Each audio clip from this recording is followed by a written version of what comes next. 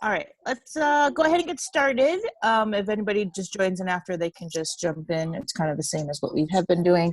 I have a very active child right now, so I'm going to try to mute myself as possible, and then just only chime in if there's questions. Again, we'll utilize the group chat for questions, so we don't have to have too many interruptions.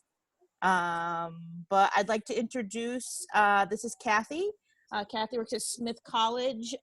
You are the catering, I want to give the right title. Director? Catering manager. Catering manager. So I'll leave it to Cathy. She's going to go. She's got a little presentation for us, and let's do it. First off, can everybody see my screen that I shared? Yes. Yeah. Okay, great. So step in the right direction with electronics. Yes, there is a sheet up behind me because I don't have a great place to do Zoom calls. So it's like a green screen. I don't know if you all have used Zoom very often, but I'm starting to get used to it now. You can change your backgrounds, and obviously most of you are used to the fact that you can mute it when you're not talking, which is always great just because there's so much background sound in your house that you just didn't even know about. Oh, there's a cutie. So what I'm going to do is, oh, somebody cannot hear anything. They might have it muted, like their sound. Yeah, Yo-Yo, it's probably your computer or something on, with whatever you're watching this on, if it's your phone or whatever, it's something's probably muted or your volume's down. Volume might be down. I had that problem too. Yeah, so maybe try to turn your volume up either in the app or on your computer or on your phone. Hopefully that'll. But again, I'm recording just not for, I mean, just for our own class purposes. So if you have technical difficulties, I'll post this. I'm still working on editing the last video to put up on Moodle, but this will also be on Moodle to be viewed later. Cool. So, so let's get to it.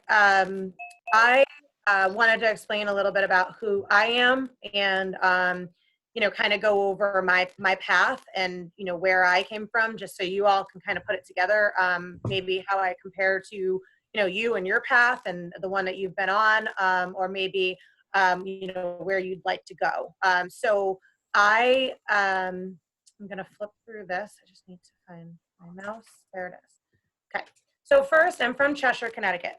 I currently live in Agawam, so I moved up to this area within the last few years. But I've lived up here before, which I'll get to in a second. I started out as a dishwasher at a diner in Cheshire, a small town.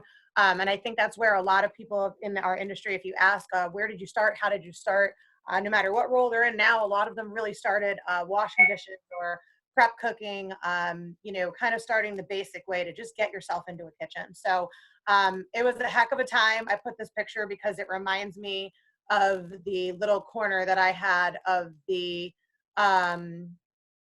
little corner I had in the diner had a little tiny machine, and a ton of dishes would just pile up, and I'd have to run them all through and put them all away. And I was soaking wet leaving, but it was a good way for me to learn who the cooks were, who was in charge, what my responsibilities were, and how far I could go in the kitchen, and kind of learn the rules at like 15. So then, from there, I was a hostess and, working at a pizza place, but never anything behind the line or behind the scenes. I mainly stayed kind of out in front. And I became a waitress, and, that's where I kind of found I made a little bit more money in that diner during high school. So then after high school, I went to Western New England, which y'all might be familiar with, over Wilbraham Road. I got to know this area when I was at Western New England. I was a communications major with a media minor. So I'm really glad and thankful that I was able to go to college. Do I think that anyone or everyone has the ability to do that? Not necessarily, especially when it comes to trying to decide what you want to do. I kind of just jumped in and said, I'm going to do communications. And what I did with that after graduation was not. I did not really have a path. I didn't decide which way that would take me when I was in school, which I kind of regret. And when I got out, I kind of said, what now? So I moved to Boston, started a job in Boston, working at an office there. And that's where I actually decided to go to Le Cordon Bleu, which is now closed, that location.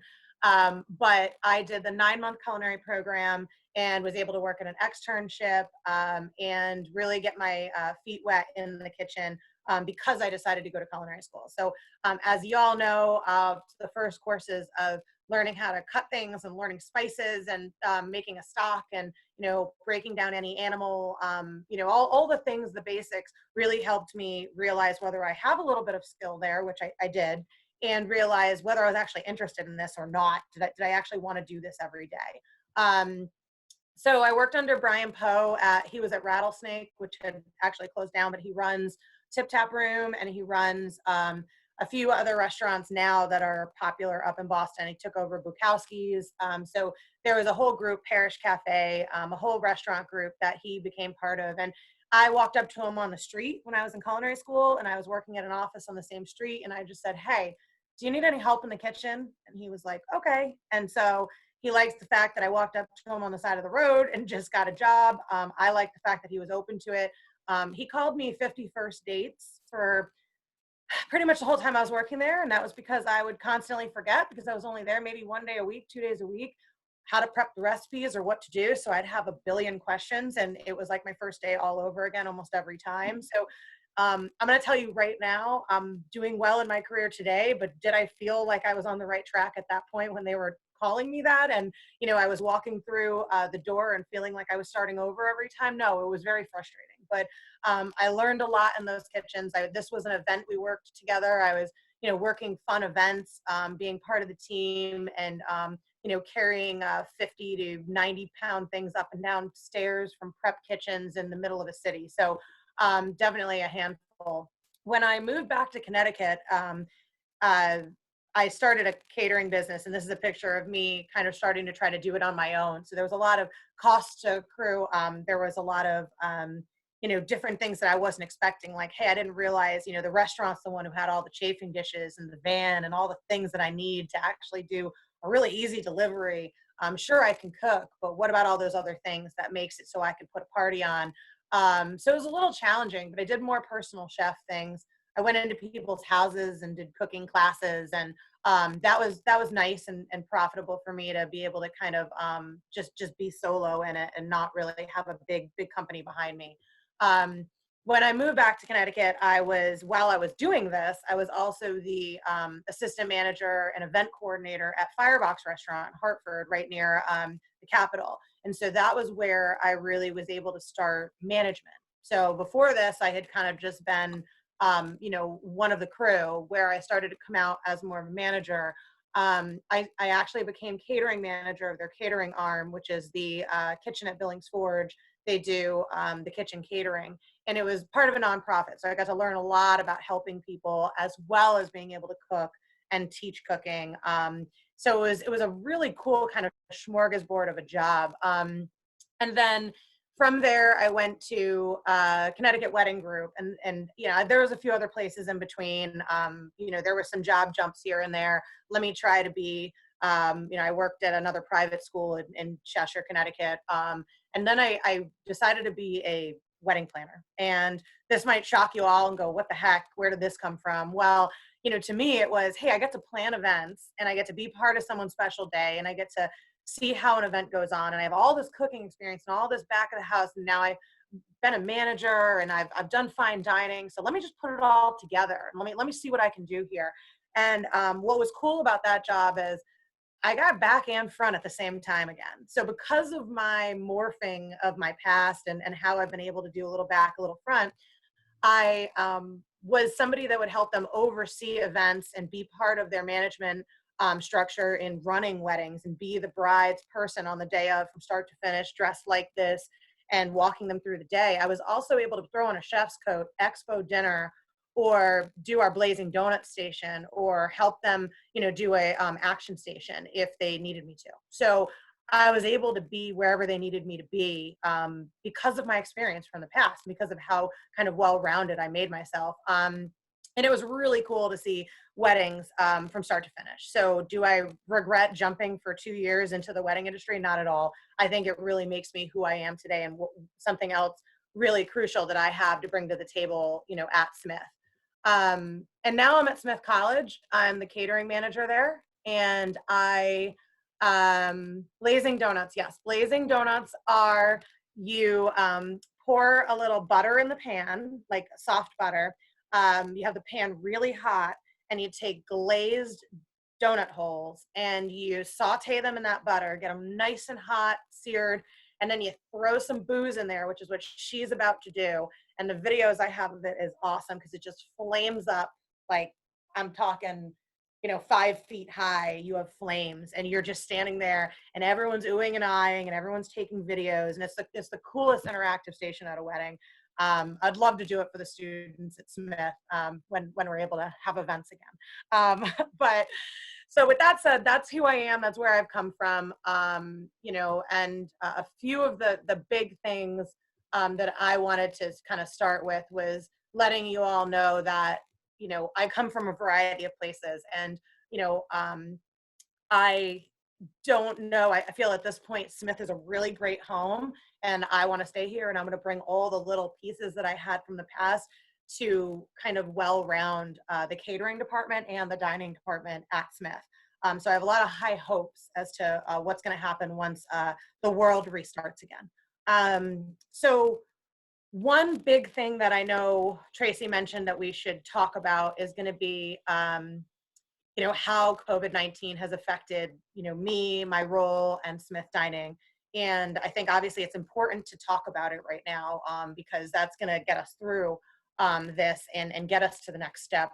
I know our lives will not be back to any kind of a norm as the way they were before March within the next even month, maybe two. But I do feel that some of the changes we could make in what's happening and what's about to happen, we could really turn it into a positive thing, and we could try to find ways to change what we were doing, how we were leading our lives, and what is part of our role at work or at school.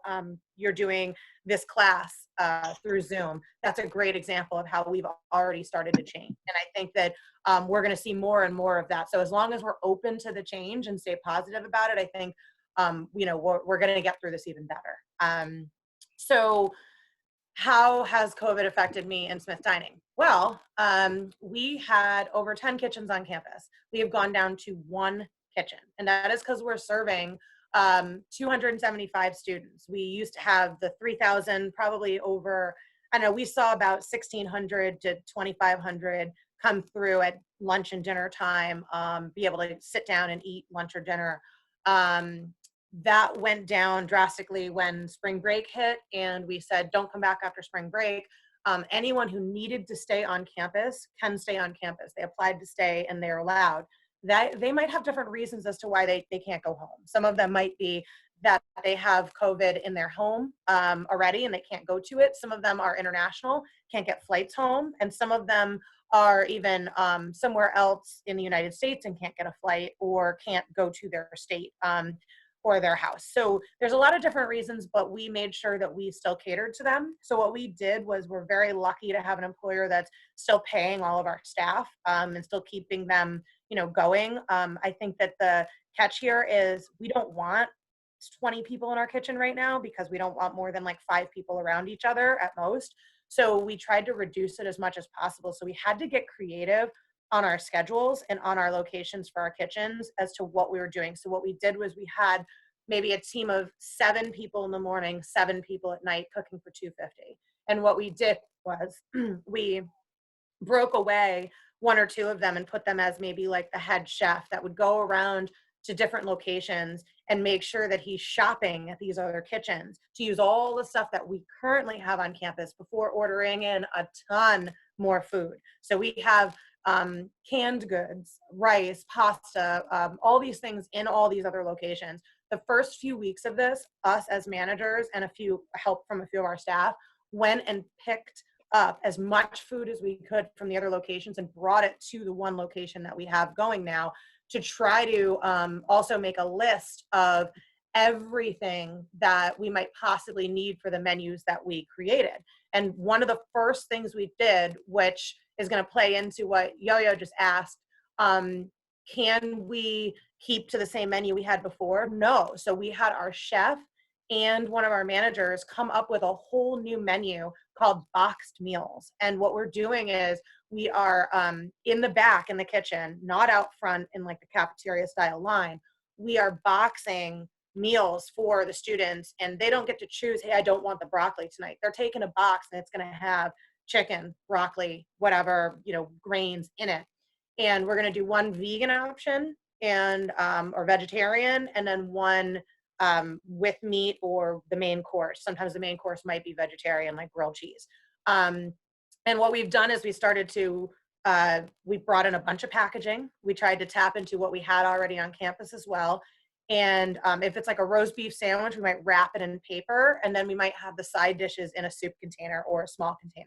So the kids go down the line and they pick what they want from this. We have some very good signs that have allergens on them, which is very important. And then, we're kind of trying to use up all the baked goods that have been baked and frozen, maybe that are just ready to go in one of the kitchens. We made sure we used up anything we had on campus before we started to bake and start to make new items. So we're also pre-packaging drinks. So we're taking orange juice and apple juice and we're pouring it into cups with tops. So it's a bit of waste right now. Sure, everything's recyclable, but it hurts us a bit because we were so reliant on these Aussie or OZ containers that are green. They're actually, a lot of schools use them, but they're recycled, like Tupperware basically, that the student gets for a coin and they get to bring back to us and reuse. We wash them. So we have that system on campus now. We had been using that for the first few weeks of COVID. Now we realize, no, we're not washing. We're not going there. We're using straight throwaway containers. So we've switched gears almost every 3 days to a week. We've had changes in the way we're serving these students. So it started with, we got to box it. Well, actually, it started with, don't let students serve themselves. We have to serve you like cafeteria style. Then get rid of all salad bars. And you've heard this in the news. They got rid of this. They got rid of that. Well, we were on that since the beginning of March, first, second week of March. We had to go through all these motions. Every week, there's been something different. So now we're in a phase of kind of just this holding pattern of, we work a few days a week. We work at home the rest of the days. And only 1 or 2 managers are there every day managing this kitchen. And we're just making sure that these students have some good food to, help them get through this as well. So we're just going with the flow now, taking it day by day, but we're very thankful, A, to have a job, B, to have a job that's still paying us. And even if they expect us to come in, wearing a face mask, wearing gloves, being conscious of all hand washing, we've had to really work on that with everybody in the kitchen, especially because they're preparing food for everyone, touching the boxes that are going to go out. So this has been a shock to all of us. I mean, no manager knew what to do. And even saying to my director of the department, saying, I just am following you guys' lead. I'm doing whatever's needed. You let me know what's needed. And he just kind of said, Cathy, none of us have done this before. Like we don't really know. We're making 50 meals for shelters every day, bagging them up into totes, getting them ready to be sent over to a homeless shelter. We've never done anything like that, really. I mean, Smith, we've got our students, we've got our faculty. We take care of them in the ways that we normally do, but this is to a whole nother level. So I'm hoping, I don't know, I mean, I'm thinking middle of May comes around, these kids are done with school. Some of them are able to go back to homes. Maybe we have 100 that stay through the summer, and maybe we reduce our schedule and try to still serve them what we can over the summer. Hopefully no outbreaks on campus, no outbreaks with our staff, which has not happened so far, thank you. And then we get to September and who knows, we might roll in and start the semester as normal, but that's not for us to say or be able to figure out right now. So that's kind of my take on what's been happening for us. And I know you guys could all ask questions through the chat, and any that I could save for later is totally fine. And I'll kind of open it up at the end and say any questions, and you could think of some stuff. It could be about anything I talked about, or anything at all. I'll try to answer it. So what do we look for in a new hire? Now, when the world goes a little bit more back to normal, places are going to be looking for staff. I feel like some places are looking for staff now, depending on what their business model is. If they're starting to go takeout and they need delivery drivers right now, they're looking for somebody. So totally depends on what what position you're looking to fill, or what way you can make money right now, if that's going to be your biggest concern. So a few of the things I've noticed when we've done hiring and when we talk about who we're interested in, one of the things is never anything negative said about past employers. And what I mean by that is, you should not talk negatively about anyone you've worked for, anything in the past that you've gone through. You could use examples that you've gone through that were challenges in your past workplaces, but the second that you talk badly about an owner, a manager, or a chef, it looks really bad for the person who might be trying to hire you. Now, are they going to base not hiring you on that? I mean, maybe not, but they might say, hey, this guy seemed like he really didn't respect authority. He just went on a rant about his past employer, or he complained that all the teachers in school were this, and this. Anything negative in an interview or in a meeting with a potential employer is gonna come back negative to you. So even if you have something to say, like, that might not be the right time to say it or the right place to say it. And I'm sure you've talked in school and about being professional, and I think that's what plays in a lot is keeping that professional hat on and not letting them see something you've been through. Just because you want to share about it doesn't mean it's necessarily appropriate at the time. Strong work ethic. I mean, there's a way that you could see this through a meeting or a phone call or a stage shift, a tryout shift. I would say one thing is showing up on time or early to all the above, meetings, everything. We look for somebody who writes back or calls back promptly. We're surprised when we call someone for an interview or for a second interview, and we get their voicemail's full, and they don't call back that day. That's kind of odd. And I know everyone has things going on, but if you want this job, you need to be responsive, and you need to be ready to show that you're here and you're willing and you're ready to work. If you have another job, okay, that's understandable. Usually there's good enough reason if you can't respond right away. But I think that the full voicemail thing is always a pet peeve of mine, because I can't even really let them know, hey, I called. I'm looking to talk to you. And that's also with email. Email, you have to really use the right professional manner in email too. writing back a quick email, not signing your name, not giving your phone number, or not answering the questions asked, not directing your email to someone. Those are all hard things too. And we all know about that because we all had our course on how to write a professional email, everybody. So ooh, I'm glad you did that. Yeah, that's the number one thing we teach. The first thing we taught was how to write a strong professional email. So everybody knows. Good. Honestly, at 37, I think I am now, I struggle with it too. At my last job at the Connecticut Wedding Group, I had my boss say, "Who did you want that email to be for?" I said, "What do you mean? I wrote it to you. You were in the title. Everyone else was CC'd." He says, "Well, you didn't direct it to anyone. You didn't write someone's name at the front." Oh, okay. So there were things that I didn't even necessarily start doing until recently that I realized are just so important. And I might have come off a certain way throughout the years that I just don't know now.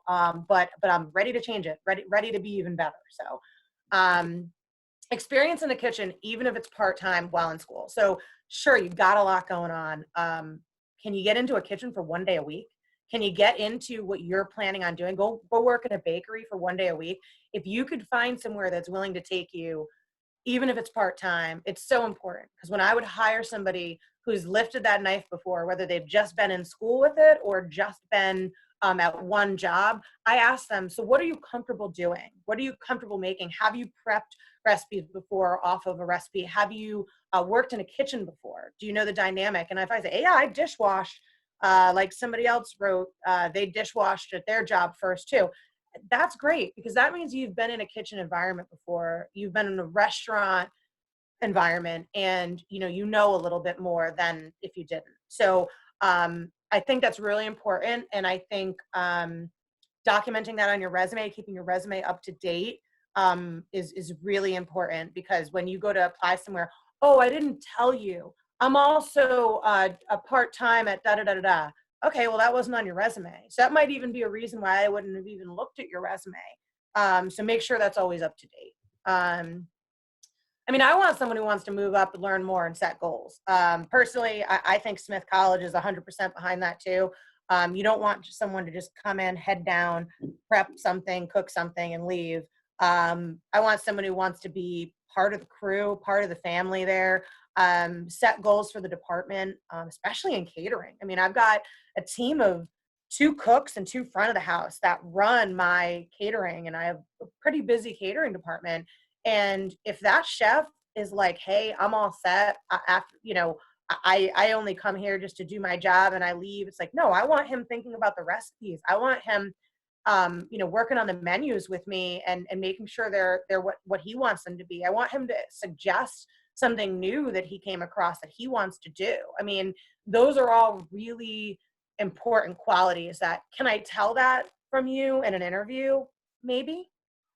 Maybe if you say to me, I just do what's asked, or, yeah, I was just this for a year and it was fine. Is that going to make me want to hire you? Probably not. If you told me, oh, I love taking a recipe to the next level. I do a lot of research at home, doing a chef demo at home in my kitchen, and it was awesome. I mean, that's the type of stuff we'd be like, damn, this guy's going after it, or this girl's going after it. She's taking it to the next level. That's the stuff that we'd be able to tell upon speaking to you or meeting with you right away. And maybe even using this COVID time as time to kind of document some fun little chef demos and practice recipes, and keep them in your back pocket. Because I even said to my catering chef the other day, I said, what recipes do you enjoy making that you would want to see on a menu? Go. And got an email of like maybe 3 or 4 things. And sure, they were fine, but was it really what I wanted? No, I wanted like some good stuff. I wanted like a menu sent to me and be like, I want to add these appetizers and these salads, and I love making this soup. Like, that's what I was wanting to see, So it's really hard, like, not getting to the point where, I'm not saying he's a bad cook or he's a bad chef. I'm just saying it would have been so much greater if he really met me at those expectations of like, how do we make this better? Come help me make this department better. Now, with your resume, since we're talking about putting all the jobs that you've done on your resume, I mean, my resume could be 5 pages long if I did that. So, Ryan just asked, how do non-industry jobs look on a resume? Is it better to strictly use industry jobs? And I know this is going to be vary a bit as to who you talk to, but I feel if you were at a job for a significant period, not just a few weeks, a month, if you were at a job for more than like 6 months and you were at an office job, that shows me that, you were working somewhere, you kept a job. It also shows me that you might have some skills that you've learned there that are really going to help you in the kitchen. So in career transitioning, especially if like I, for instance, worked in like marketing and did admin roles and executive assistant at an architecture firm. And I put together marketing RFPs and did all this crazy stuff, but that helped them see that I have computer skills. I have communication skills. I am organized. So there's really some key things that could come out of that different experience. Yeah, I've been telling, so on what I've been saying from my experience is that I feel like you can kind of transition most positions into a relevant quality. Yes. So I use the example, like if I had a dog walking business, I'm like, well, I'm an entrepreneur. I had to do my own bookkeeping. I had my own scheduling. And these are all things that are positive qualities, even though walking a dog has nothing to do with anything with culinary. I'm just using that as an example, but you can, especially with a limited experience, a lot of you sometimes, like I have students that have no work background. So that's where we're like, okay, now we got to come up with some things because we can't have a blank page here.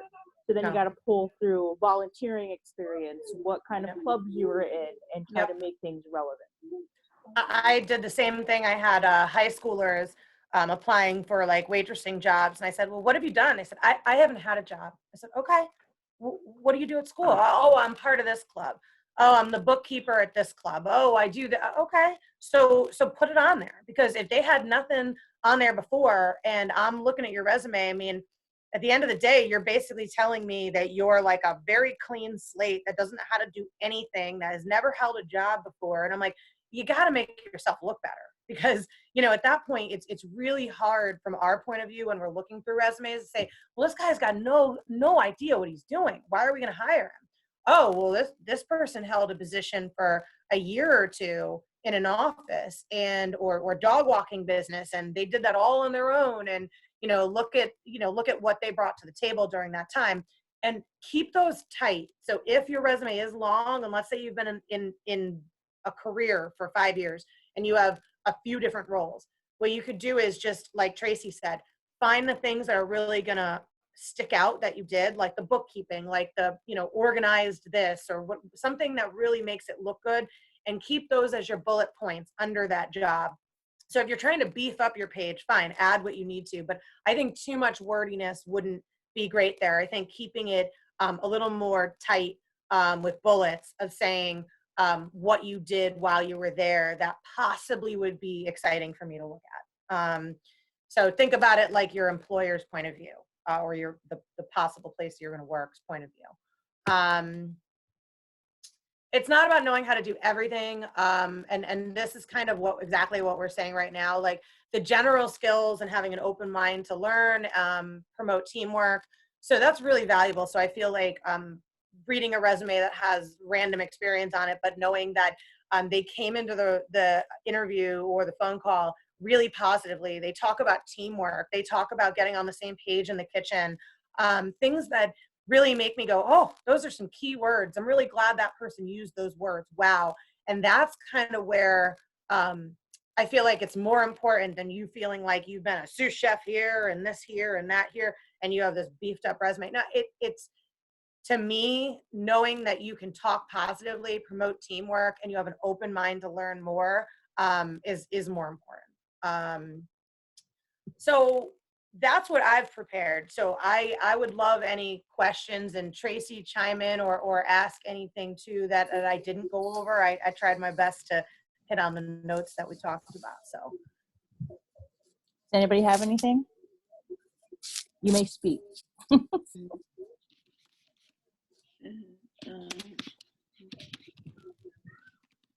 So as at Smith College, what is a type of position that might be available to this level out of culinary school? We have cooks assistant positions. So what we do is we have chef, cook, kitchen assistant, and cook's assistant. So like CA, KA. So those are kind of like prep cooks. So they're people who get their feet wet in the kitchen. Those are the types of roles that we would be looking for. So especially when we go back to hiring into the new year, so I can't say it's going to be right now. Obviously, probably looking 6 months down the road, 8 months down the road. We want, we're a union, so you're going to work 40 hours a week. The pay is good. The benefits are good. It's somewhere these union employees have stayed 20, 30 years. They just stick around because they have a really great home.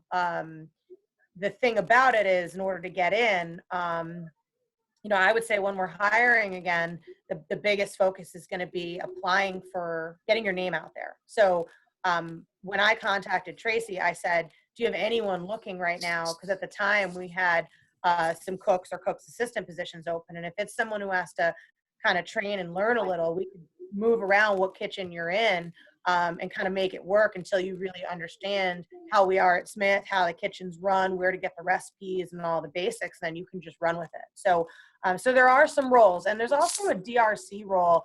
It's a dining room coordinator. It's a front of the house role, but you're putting out all the food for the students.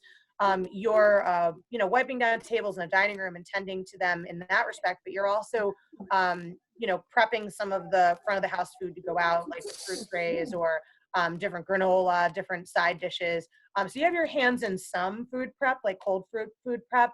But it's a good way to even get through the door in the union and into a place like this. And then if you were to move into a kitchen assistant job when it opens up. So I would say just going for any role to get you into the dining department would be the best, from step one. So I see a few questions here. One is, I'm not sure if you already talked about this, but if the students that have food allergies, what are you able to make them? So we actually, we're a little different at Smith, which I think some colleges are leading this direction, but we had started a while back with one separate house for allergens. It was our Dawes house and smaller residential upstairs, but anyone who has allergens on the campus could get a dining card to go there, and not anyone can go there. So all your friends can't come join you. We make a little bit less food there based on the numbers that we're expecting. But it's a gluten-free house, strictly, all right? But it's also allergen-free. So we don't have nuts there. We don't have, they use a lot of alternatives. There's actually an allergen house, Lamont, that also cooks allergen-free. But Dawes is the gluten-free house. So they know if they go there, they won't be thrown gluten next to gluten-free. At Lamont, there's gluten, but we still avoid all the allergens. So at Lamont, they might be making, totally depends, obviously, let's say it's breakfast, you could do like a silken like tofu quiche with, the Daya cheese and, something like that in a gluten-free crust. So we make sure all the allergens are labeled. Our DRCs keep track of all the labeling, all the signage. So that's really, really important. And we actually had a huge meeting with all of dining, and we had a panel of students that have serious allergies or any kind of allergies. They sat up on a panel and they talked about their lives. They talked about their experiences, what they've been through with allergies, and why they came to Smith. And a lot of them said right when they saw that we had Dawes, we had separate houses, things like that, they were very impressed with the way we handled allergens. So right now with these box lunches, we are conscious of the fact that we might have some allergen people coming through. So we kept Dawes house open right now in this COVID time. And we're only serving 2 or 3 kids out of the house, but we had to keep it open and make sure that it was gluten-free. So that's something with allergens.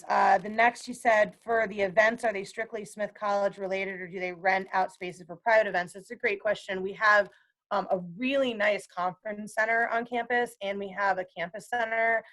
People from the outside can come in and rent it. There's actually a wedding there in September that I had signed on before all this was going on, was planning with her. She's doing like brunch at night, like a breakfast wedding. So I did like brunch stations to kind of make it more guest friendly instead of just serving them like scrambled eggs and French toast. So we're going to do some really cool stuff for that. Hopefully it ends up staying on that date.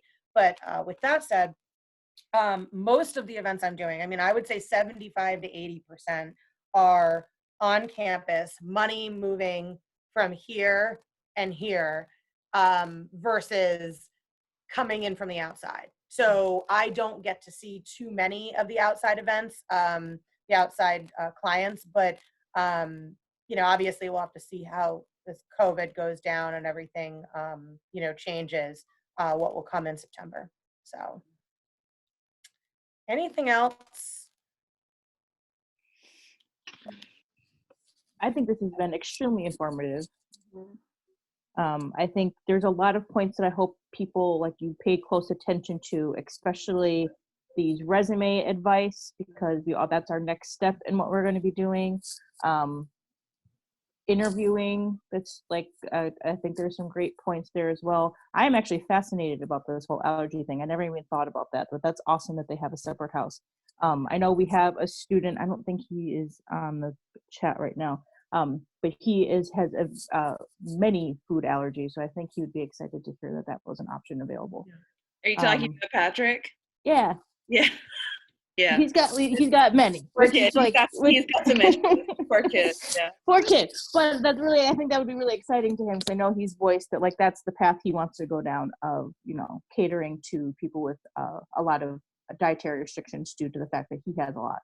That's a good point. We've got one of my cooks in our kitchen that's dairy free, and I had done a training one day to make it easier so they didn't have to eat anything. I had ordered pizza and I had no idea he was dairy free. I was like, oh, I'll cover the gluten free by getting a gluten free pie, but of course I got cheese on it. So it was eye opening to me to be like, oh wait, one of us could have allergies. So now whenever we do a family meal or something, we're always looking out for him, making sure we've got the dairy thing covered. But I know it's also really hard if you do have allergies that could be affected with air, in your cooking in a kitchen.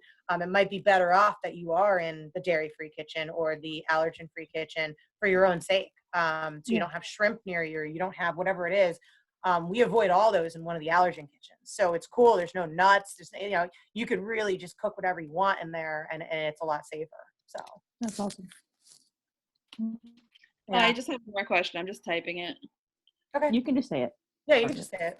Oh, okay. So for the private events, do guests bring in their own culinary people, or is it like conditional that if they want to have their event there that you automatically cater it, like create the menu? Yeah, so the conference center is where most outside people will come. Like, let's say they wanted to have a wedding there, and it is beautiful. They can bring in an outside caterer, but they have us as an option. I think what I've been having done is the woman who runs the conference center for us out of events, she sends the client right over to me first and says, if Smith Dining can do it, here they are, type of thing. And then I say, if that's not a good fit for us, or if we have other big events that day, I say, we're not able to do it, but go ahead and reach out to one of these like 7 caterers. We have some recommended caterers on a list, which is like Seth Maya's group and State Street Catering, and some of the stuff right there in Northampton that's really local and ready to go.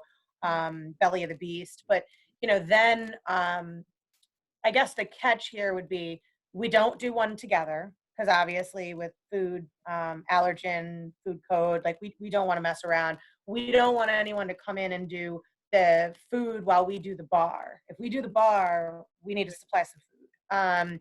We also want to be able to tell people what we made. So if you do an event that's more of a smorgasbord where one caterer is doing past and we're doing dinner, doesn't really make much sense. So there are some kind of some rules to it, but we've had some offsite caterers, and you know what, it's kind of cool. Kind of takes some stuff off of us sometimes. I don't always have to be crazy, flat out busy.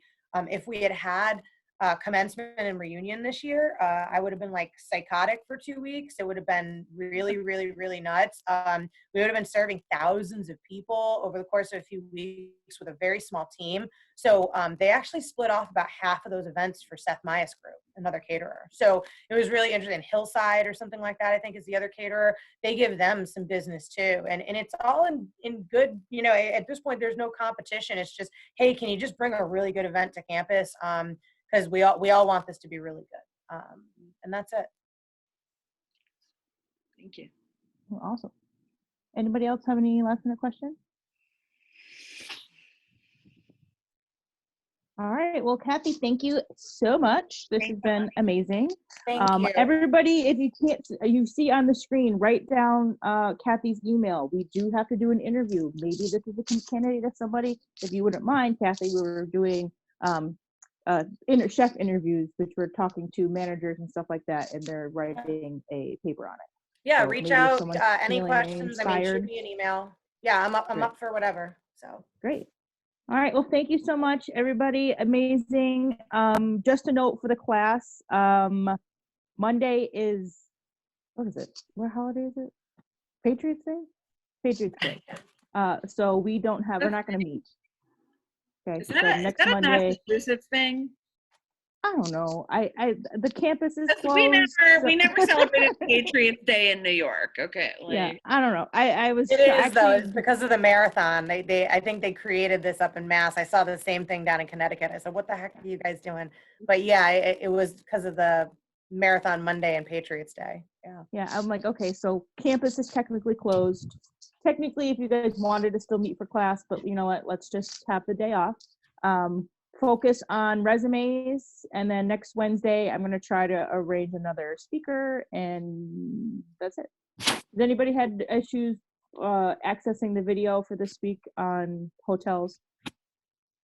Oh, I haven't tried it. It's on YouTube. It's on YouTube. The link is YouTube, but also if you have Netflix, it's on Netflix. It's called what again? Food Wars? Mega Foods. And it's the Marina Bay Sands episode. Actually, I did have a little bit of issue. It did kind of like cut out. So I don't know if that is the same for you guys, but when I was watching it, it was like, it was talking and then it was just like cut out for like, I don't know, 5 minutes, and then it would randomly cut back in and pick up on, I'll try to find another link if that one is, because I didn't watch the full 45 minutes of it. So I'll try to find another link. I mean, I did watch it, but like there were pieces that I missed. I'm sure, and that'll be fine. Anything else, guys, before we say goodbye? All right, that's it. Enjoy the rest of your week, and I'll see you next week. Bye. Bye. Thanks for having me. Thank you again, Cathy. Thank you. Thank you. Thank you.